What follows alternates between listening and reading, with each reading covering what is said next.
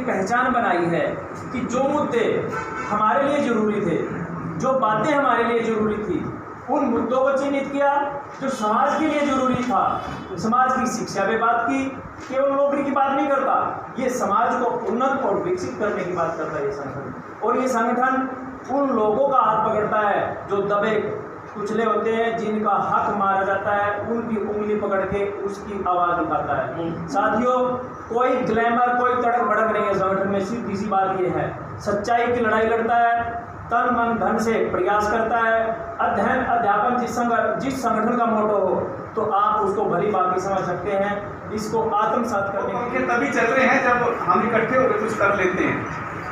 ये सब कुछ जो है इस से जुड़ा हुआ है, इस संगठनात्मक ढांचे से, जिसके अंदर बंद करके हम लोग अपने हाथों के लिए लड़ते हैं। साथियों, आज का जो परिदृश्य जिसमें साथी राकेश संगठन प्रेसिडेंट ने भी जिक्र किया साथी ने कि किसान आंदोलन जो है आज के परिदृश्य में, साथियों देखिए, वैसे मैं ये मानता हूँ कि किसान आंदोलन तो पहले भी था, लेकिन वो संगठित रूप से आगे नहीं आया था। किसान सुसाइड करके अपना आंदोलन पूरा कर लेता था। बहुत से किसान साथियों सुसाइड करके, इसका मतलब ये है कि आंदोलन तो था, वो दुखी तो थे, लेकिन उनकी आवाज़ उठाने वाला कोई भी आदमी आगे नहीं, कोई संगठन आगे नहीं आया था साथियों।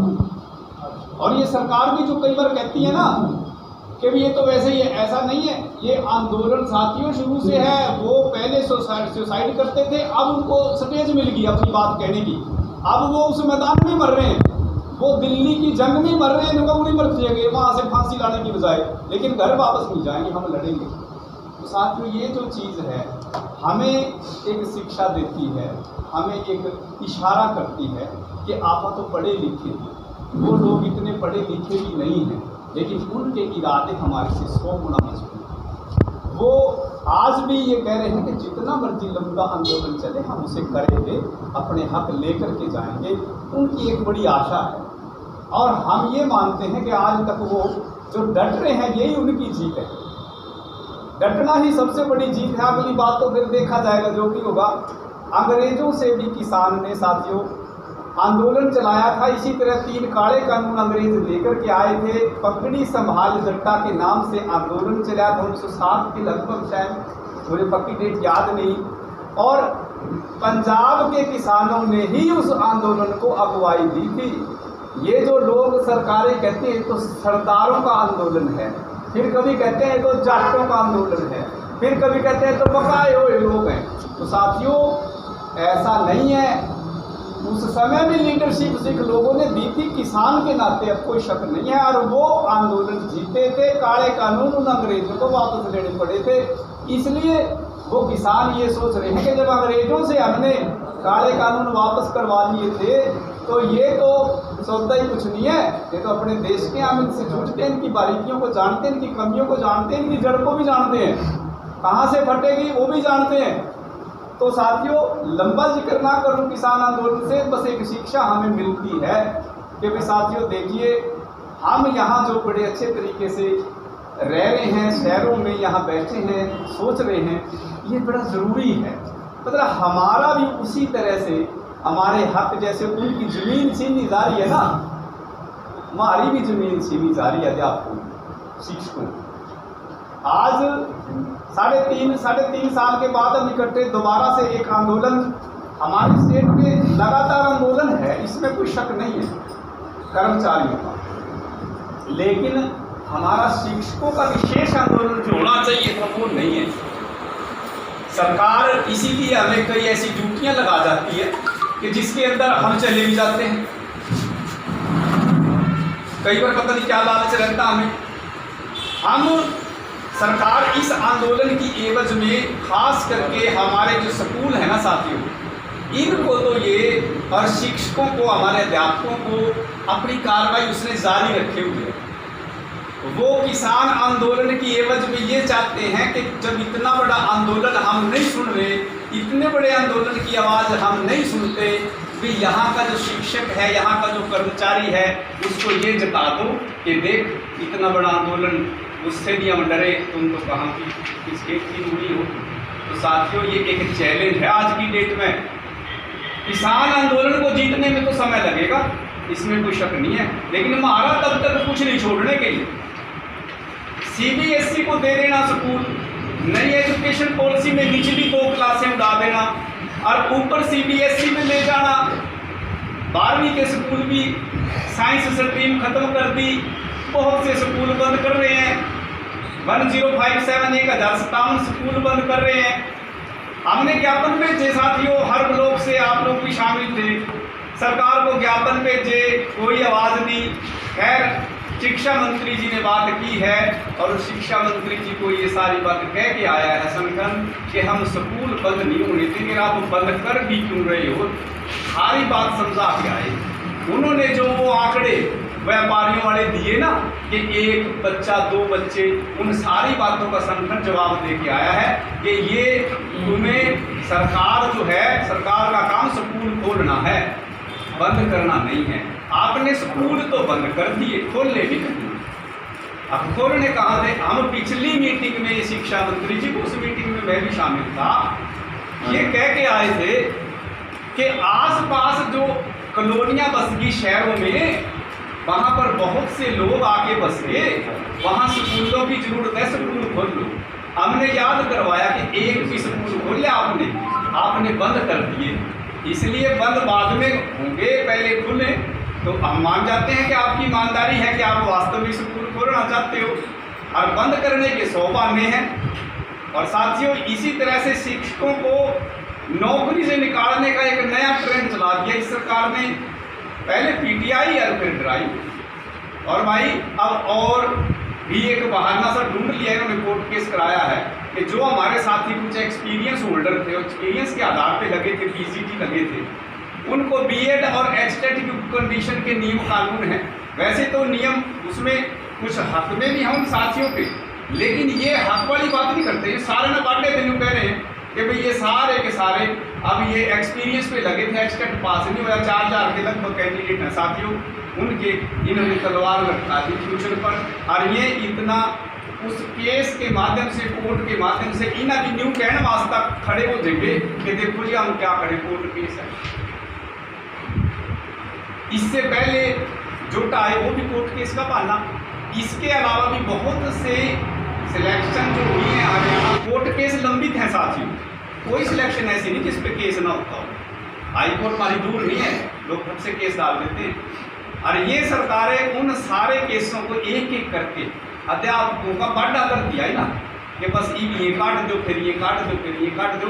तो ये एक सोची समझी चाल है साथियों सरकार की। मतलब किसी भी तरह से शिक्षा विभाग को मतलब प्राइवेटाइज करना है, इनका ये मकसद है, यूनियन का ये मानना।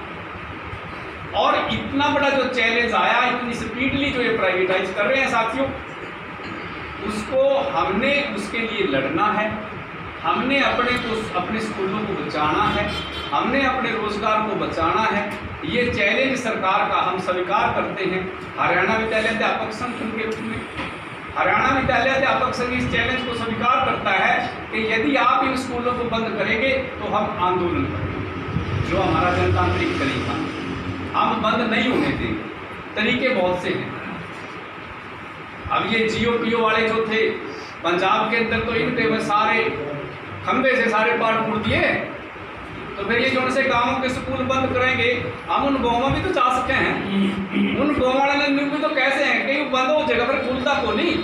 अरे यार जितनी ज़मीन है किस काम की है? आपका चाहे 2 बच्चे पढ़ रहे हो, चाहे एक बंद नहीं होने देते।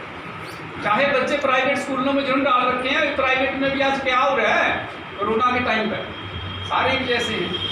तो उनको कहेंगे कि भाई इनका लटलेगा जो सब वैकेंसी होना भी पहले और भी सरकार को कहते हमारा स्कूल बंद ना करे। सीधी बात है, जब लोग खड़े होंगे, पहला भी इनके पीछे लग रहे हैं, आपके सामने हम डरते तो फिर आएंगे। लेकिन इनका ऊपर से है कि भाई हम थोड़े से भी नरम पड़ गए तो मेरा मुख्यमंत्री पद चला जाएगा, मेरा शिक्षा मंत्री उस चक्कर में है।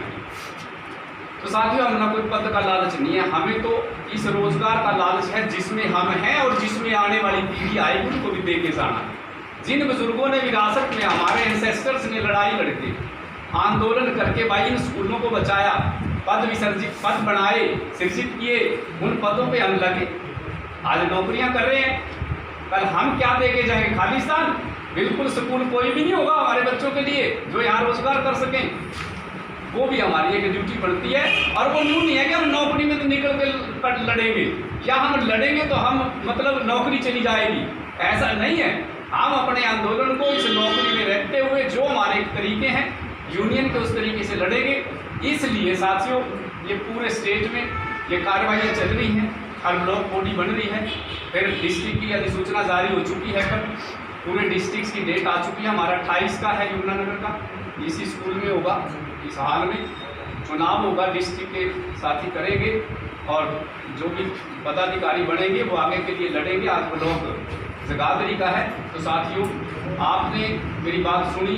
अब से जुड़े हुए लोगों को संगठित करने का प्रयास करता है संगठन कि उसमें जो है, चाहे छात्र हों, चाहे अभिभावक हों, आम जनता हो, आम पब्लिक हो, या अन्य विभागों के कर्मचारी हों, उन सबको साथ लेकर और शिक्षा की भलाई के लिए, समाज की भलाई के लिए काम करने वाला एकमात्र संगठन है। अपनी अगर मैं बात करूं साथियों, जैसे साथी ने बताया कि 2004 में ज्वाइनिंग हुई थी हमारी, लगभग 17 साल होने को है, 17 साल चल रहा है। तो उसमें जो है चौटाला सरकार की ज्वाइनिंग थी वो, और हुड्डा सरकार आ गई थी जैसे ज्वाइन किया, मैं उसके एकदम बाद इलेक्शन थे। तो उसमें जो है निजीकरण की तरफ बढ़ना और सरकारी जो पोस्टें हैं उनको समेटना, सरकारी विभागों को समेटना। कोई सरकार स्पीड से चलती है बहुत ज़्यादा, जैसे कि आजकल चल रही है, और किसी की स्पीड धीमी होती है। तो उस समय भी जो है जो PRI टीचर थे, जिला परिषद के तहत लगे हुए टीचर, उनको निकालने की बहुत ही तयशुदा तरीके से योजना बना ली गई थी। और उसमें जो है हम सब लगभग 6000 टीचर उसमें थे। हम 2 बैच थे उसमें, हमारे जुलाई और दिसंबर के बैच थे उसमें 2। तो उसमें साथियों एक कशमकश की स्थिति बन गई थी कि अब क्या होगा, शायद नौकरी से हाथ धोना पड़ेगा। तो उस समय जो है हमारा जो हाथ था उस समय हरियाणा विद्यालय अध्यापक संघ, जिसका उस समय नाम जो है राजकीय अध्यापक संघ था, उसने संभाला हमें। और सूझबूझ के साथ जो है रोहतक के अंदर मध्यावधि चुनाव थे उस टाइम पे। उस समय जो दीपेंद्र हुड्डा और जो हुड्डा अपने CM रहे हैं, उनकी साख दांव पर थी वहाँ पर, और वहाँ पर डेरा डाला था अध्यापक संघ के बैनर तले। और क्योंकि अध्यापक संघ जो है बड़े एक में विश्वास रखता है, तो वहाँ पर ये नहीं है कि सिर्फ टीचर साथी थे हमारे, वहाँ पर बहुत सारी संख्या में दूसरे विभागों के साथी और छात्र संघ के जो पदाधिकारी थे और छात्र जो थे वो भी वहाँ शामिल थे उसमें आंदोलन में। और 3 दिन आंदोलन चला था। और 3 दिन में जो है हुड्डा मजबूर हो गया था वहाँ बुलाने के लिए। PGI में इसमें एम्स में भर्ती था दिल्ली में, वहाँ पर बुलाने के लिए मजबूर हो गया था डेलीगेशन को, और बुलाया गया था वहाँ। और सभी शर्तों पर ये कहते हो कि कोई शर्त नहीं रहेगी, जिन शर्तों पर हमें पक्का करने की बात थी कोई शर्त नहीं रहेगी वो, और इनको जो है विभाग में लिया जाएगा। और क्योंकि आचार संहिता लगी हुई, मैं लेटर जारी नहीं कर सकता, तो मेरी आप मौखिक बात पर विश्वास करें। तो वहाँ से जो है जो डेलीगेशन आया था वो बात फिर हुड्डा से मनवाई गई थी। और हमें जो है शुरू से ही उस समय तो जो है अगस्त 2005 से जो है हमको पक्का किया गया था। लेकिन संघर्ष, उसके बाद भी संघर्ष करने के बाद हमें जो है सारे बेनिफिट जो है 2004 से मिले हैं। और अगर थोड़ी सी उसमें चूक हो जाती तो हमारे से पेंशन भी छीन जाती, क्योंकि 2006 के बाद जो है पेंशन बंद थी। उस पॉलिसी के तहत हम 2006 के बाद ही पक्के होते हैं, फिर वो सारा सिस्टम जो है NPS में चले जाते हैं। तो एक संगठन की सूझबूझ थी, वहाँ हमें समझ में आ गया था कि कौन संगठन ऐसा है जो बिल्कुल सच में जो है जिसकी लाइन जो है पॉलिसियों के साथ बढ़ने वाली लाइन है, हमको समझने वाली लाइन है साथ में। तो ये हमारा उस समय से जो है संगठन से जुड़ा हुआ, और उसी समय से संगठन में काम कर रहा था नखट जी भी, और भी बहुत सारे साथी हैं, 2 अलग अलग जिलों में हैं। 2004 JVT के साथी हैं जो वो काम कर रहे हैं संगठन में। तो साथियों ये बड़ा एक की क्यों जरूरत पड़ती है हमें साथियों। अब जैसे PTI साथियों का आंदोलन रहा इसमें, तो सब साथियों ने एक होकर उसमें सहयोग किया। और उसमें ये देखो आप, जैसे ड्राइंग टीचर की भी बात में वही बिल्कुल सेम केस आया, और ड्राइंग टीचर ने जो है इतना मतलब घबरा गए और कि ज्ञापन तक नहीं दिया उन साथियों ने। लेकिन PTI जो है आज भी मतलब कुछ ना कुछ उनके अंदर जज्बा है, और संगठन की वजह से है, और वो कुछ ना कुछ लेकर ही रहेंगे। कहीं ना कहीं सरकार उसमें जो है बैकफुट पर आई है साथियों। बाकी संगठन में जो है अपने जो इस दौरान इस सेशन में जो 17 से जो इलेक्शन हुए थे 17 में, और अब तक का 17 से 20 का सेशन था ये। लेकिन इसमें जो है कोरोना की वजह से इसको एक्सटेंड करना पड़ा था, जो अब इलेक्शन हो रहे हैं। तो इसमें बहुत सारे प्रोग्राम्स आए हैं बीच में, जिसमें जगाधरी ब्लॉक के अध्यापकों ने अपना पूरा योगदान दिया, सभी साथियों ने। जिसमें जो है बिल्कुल शुरू में ही 2018 में जो केरल में बाढ़ आई थी, उसमें जो है साथियों से सहयोग इकट्ठा करके वहाँ पहुँचाया गया। जगाधरी ब्लॉक का भी इसमें काफ़ी बड़ा योगदान है। स्वर्ण जयंती मनाई, हमारे संघ में को जो है 50 साल हो गए थे 2019 में, और वहाँ पर हमने जो है जींद में मनाई थी वहाँ पर स्वर्ण जयंती। उसमें मनाने का मतलब ये नहीं होता कोई वहाँ पर जो है पार्टी की गई थी या कुछ इस तरह किया गया था। वहाँ मनाने का मतलब है कि संघर्ष के जो 50 साल थे उसके बारे में बातचीत की गई थी। भाई संगठन ने इन 50 सालों में कैसे संगठन को खड़ा किया, किन किन साथियों को इसमें योगदान रहा। वहाँ रिटायर्ड जो साथी थे अपने धोती कुर्ता वाले दुपट्टा बांध के, जो रिटायर्ड जो कर्मचारी अपने कर्मचारी साथी अध्यापक साथी थे, वो आए हुए थे वहाँ पर, और उन्होंने जो है अपने अनुभव वहाँ शेयर किए थे, जिससे जो ऐसा नए साथियों को, जो नए साथी उसमें शामिल थे, वहाँ आगे हुए प्रेरणा जिससे मिले उन्हें और आगे बढ़े साथी। उसमें जो है एक जो है 50 साल का जो इतिहास था, उसमें एक वहाँ पर एक किताब भी जारी की गई थी, जो मेरे ख्याल से यहाँ हमारे जिसने नहीं पढ़ी हो तो जिला कमेटी से मिल जाएगी किताब पढ़ने के लिए। उसमें आप लोगों ने जो मुझे जिम्मेदारी दी है, मैं उसका तहे दिल से धन्यवाद करता हूँ। और जहाँ भी जब भी मेरी ज़रूरत महसूस होगी, मैं आपको आपकी एक फ़ोन कॉल पे आगे खड़ा हूँ। और लड़ाई में मेरा हर जगह पूर्ण सहयोग रहेगा, और जहाँ भी ज़रूरत होगी पहला कदम मेरा होगा। किसी भी लड़ाई में, किसी भी संघर्ष में, जहाँ कहीं भी भाई सरकार के साथ में लड़ाई लड़नी है तो वाटर कैनन भी झेलने पड़ सकते हैं, लाठीचार्ज भी झेलना पड़ सकता है। तो मैं आपको ये विश्वास दिलाता हूँ कि जहाँ सरकार की पहली लाठी होगी वो मेरे शरीर पे पड़ेगी। और बाकी आप लोग सभी सम्मानित साथी हैं, आप लोगों का बहुत बहुत धन्यवाद। तो आपने मेरे को जिम्मेदारी दी है, मैं उसका तहे दिल से धन्यवाद करता हूँ। एक लीडर के रूप में खड़ा करता है अध्यापक संघ। इनकी ट्रेनिंग्स होती हैं, कैसे आप अध्यापक हितों की बात करेंगे, कैसे आप समाज हित की बात करेंगे, कैसे आप समाज में फैली कुरीतियों के बारे में विचार रखेंगे, कैसे आप नामांकन अभियान चलाएंगे, कैसे आप जन जन तक पहुंचेंगे एक नई रोशनी, नया उजाला लेकर के। साथी ने बात की वाटर कैनन की संघर्ष की। नेचुरली बात, हमने साथियों हर हर तरीके का संघर्ष करना पड़ता है, परंतु ये संगठन ऐसा है, अपने जो कार्यकर्ताओं को ट्रेंड करता है और उसी तरीके से संघर्ष करता है जहां कम से कम नुकसान और अधिक से अधिक लोक भलाई का काम हो। तो महिला सब कमेटी जो हमने बनाई है उसके प्रधान हमारे पूनम मैडम हैं। पूनम जी का नाम ठीक है, और सचिव का नाम नीरू मैडम हैं, लेक्चरर हैं बटली में। ये महिला सब कमेटी जो हमारी रहेगी, ये महिला मुद्दों को लेकर के संगठन की, जो मैंने पहले पूर्व में भी कहा, एक बहुत ही जरूरी और अहम हिस्सा है संगठन की सोच का।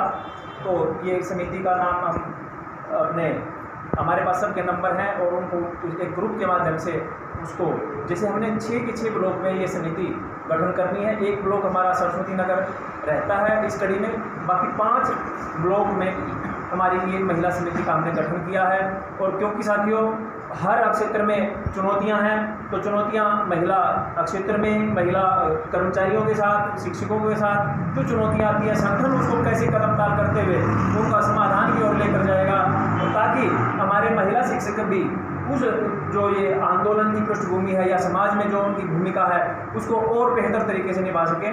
तो साथियों ये हमारी पुरुष शिक्षकों की भी जिम्मेवारी बनती है कि उनको एक बेहतर वातावरण दें और उसमें सहयोगी के रूप में हम काम करें। तो आप सब यहाँ आए, आपका बहुत बहुत धन्यवाद।